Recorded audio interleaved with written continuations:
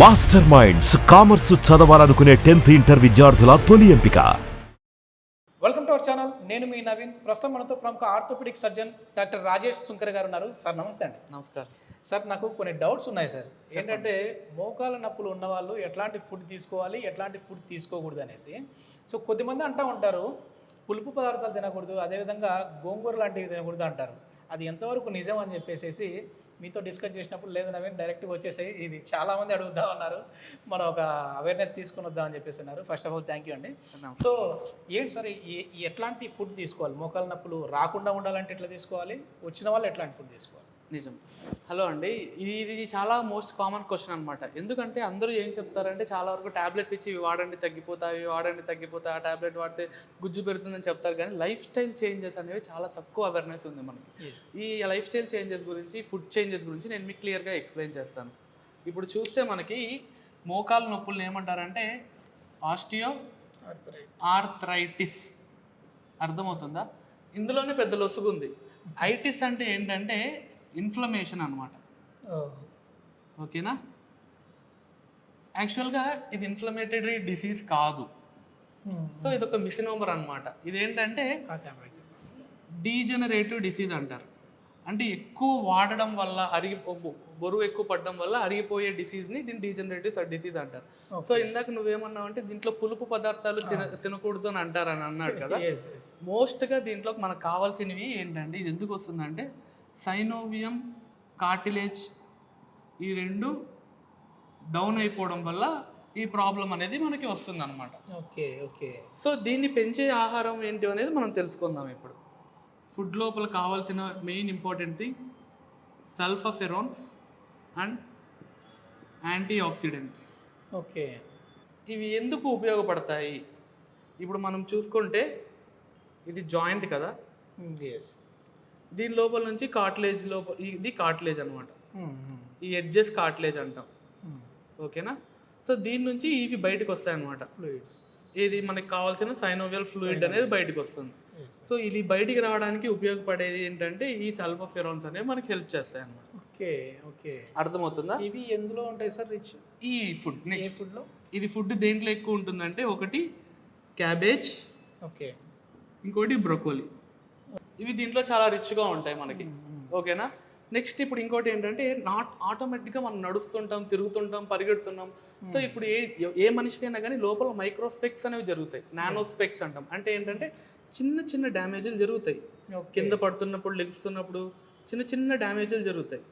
So దీనికి ఏంటి, మనం ఏమన్నా మందులు వాడతామా? వాడం. ఆటోమేటిక్గా హీల్ అయిపోతుంది. ఎలా హీల్ అయిపోతాయి అంటే because of these antioxidants అనమాట. ఓకేనా? ఈ యాంటీ ఆక్సిడెంట్స్ అనేవి వీటికి ఆటోమేటిక్ హీలింగ్ కెపాసిటీని మన బాడీకి ఇస్తాయి. సో ఆ యాంటీ ఆక్సిడెంట్స్ దేంట్లో ఉంటాయి?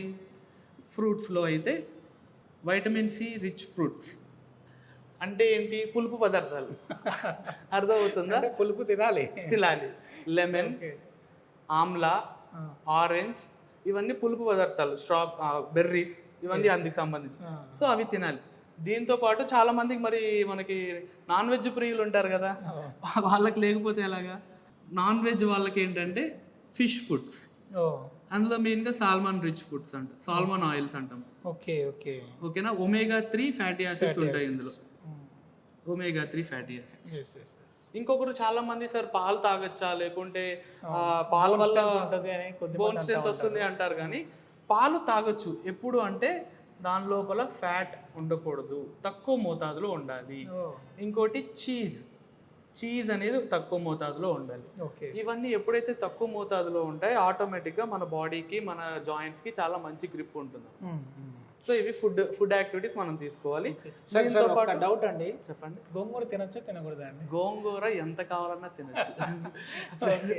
గోంగూర చికెన్ తినొచ్చు, గోంగూర మటన్ తినొచ్చు, గోంగూర బిర్యానీ తినొచ్చు, అన్ని తినొచ్చు. అట్లా ఇంకోటి ఏంటంటే మనకి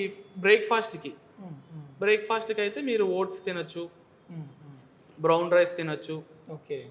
మధ్యాహ్నం పూటకైతే సెరల్స్ తినొచ్చు. సో ఆల్ దీస్ ఏం చేస్తాయంటే మన బాడీ లోపల ఈ జాయింట్ని రిపేర్ అండ్ రీజనరేషన్, డ్యామేజ్ జరుగుతుండే దాన్ని రిపేర్ చేస్తాయి. అలాగే ఏదైతే మన ఫ్లూయిడ్ డౌన్ అయిపోతుందో దాన్ని రీజనరేట్ చేస్తాయి.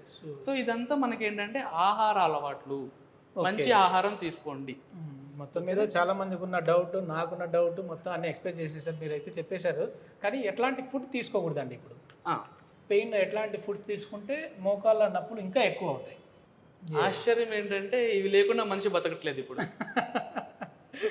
ఇవి తీసుకున్నా బతకట్లేదు, ఇవి తీసుకోకుండా బతకలేకపోతున్నాడు. ఇది మొత్తం మీద అయితే తినకూడని పదార్థాలు ఇవి, తినాల్సినవి ఏంటి అనేది అయితే చెప్పేశారు. సో ఎట్లాంటి జాగ్రత్తలు తీసుకోవాలి సార్? అంటే మామూలుగా నీ పెయిన్ ఉన్న వాళ్ళు అసలు కూర్చోకూడదు, నడవకూడదు, ఎక్కువ నడిచినా కూడా ఇబ్బంది అని అంటూ ఉంటారు కదా. ఎక్కువ నడవడం వల్ల మోకాళ్ళ నొప్పులు వస్తూ ఉన్నాయా, అసలు నడవకపోవడం వల్ల వస్తూ ఉన్నాయా? ఎస్. చూడండి, ఆర్థో అంటే ఏంటి? Life is a moment for life. మనం నడిస్తే మనకి జీవితంలో మూమెంట్ అనేది చాలా ఇంపార్టెంట్, ఓకేనా? సో మనం ఖచ్చితంగా ఈ మూమెంట్ ఫంక్షన్ పెంచితే ఆటోమేటిక్గా మన మజిల్స్ కూడా బాగా, బాడీ కూడా ఫంక్షనింగ్ బాగా ఎక్కువ ఉంటుంది అన్నమాట. సో మనిషి అనేవాడు ఖచ్చితంగా నడవాలి. ఇప్పుడు మన జాబ్లు ఉన్నా కానీ ఎవ్రీ హాఫ్ అన్ అవర్కి లేకుంటే ఎవ్రీ 1 అవర్కి లేచి నడవండి. ఎందుకంటే ఎంగేజ్ వాళ్ళకి చెప్తున్నాం ఇది. ముసలి వాళ్ళకి ఏంటంటే ప్రాబ్లము, వాళ్ళు నడిస్తే నొప్పులు వస్తాయి. ఎందుకు అంటే వాళ్ళ జాయింట్ ఆల్రెడీ డ్యామేజ్ అయిపోతూ వచ్చింటుంది. అప్పుడు వాళ్ళు చేయాల్సింది ఏంటంటే కూర్చొని చేసే వ్యాయామాలు చాలా ఉంటాయి, అది వాళ్ళు చేయాలి. వాళ్ళకి అలా చెప్పాం కదా అని మేము కూడా కూర్చొని చేస్తామంటే కూర్చొని చెయ్యొచ్చు, కానీ అలాగే కూర్చొని ఉండకూడదు. అర్థమవుతుందా? మూమెంట్ అనేది ఇవ్వాలి ఖచ్చితంగా. ఎంత మూమెంట్ చేస్తే ఆటోమేటిక్గా ఇప్పుడు ఇలా అంటున్నానంటే అర్థం ఏంటంటే ఈ కండ కాంట్రాక్ట్ అవుతుంది, ఈ కండ కూడా కాంట్రాక్టే అవుతుంది. సో ఈ రెండిటి వల్ల ఏమవుతుందంటే ఒక ఎలక్ట్రిక్ సర్క్యూట్ అనేది బోన్కి పాస్ అవుతుంది. ఈ ఎలక్ట్రిక్ సర్క్యూట్ అనేది బోన్కి పాస్ అవడం వల్ల ఏమవుతుందంటే లోపల మనకి ఆటోమేటిక్గా బ్రెయిన్కి స్టిమ్యులస్ వెళ్తుంది. దానికి అక్కడ ఎముకలు వీక్ అయితే గట్టిపరచాలి, లేకుంటే డ్యామేజ్ అయితే దాన్ని హీల్ చేయాలి. ఇలాంటివన్నీ ఏంటంటే కేవలం ఒక స్పందన, ఆ స్పందన మనలో ఉంటేనే ఆ జాయింట్కి హెల్తీగా ఉంటుంది. ఓకే, చాలా మంచి ఇన్ఫర్మేషన్ సార్. నిజంగా ఏంటంటే ప్రతి ఒక్కరికి ఉపయోగపడే వీడియో ఇది. కొన్ని అపోహలు అయితే ఉంటాయి కదా, అవే నేను ఇప్పుడు డాక్టర్ గారితో ఫోన్లో డిస్కస్ చేశాను. లేదు, మనం అందరికీ అర్థమయ్యే విధంగా చేద్దాం నవీన్ అని చెప్పేసి అన్నారు. ఇది ప్రతి ఒక్కరికి యూజ్ఫుల్ అనుకుంటాను. మీకు యూజ్ అయితే 10 మందికి రీచ్ అయ్యేలా వీడియోని అయితే షేర్ చేయండి. Thank you sir. Thank you so much. Thank you mister Naveen గారు.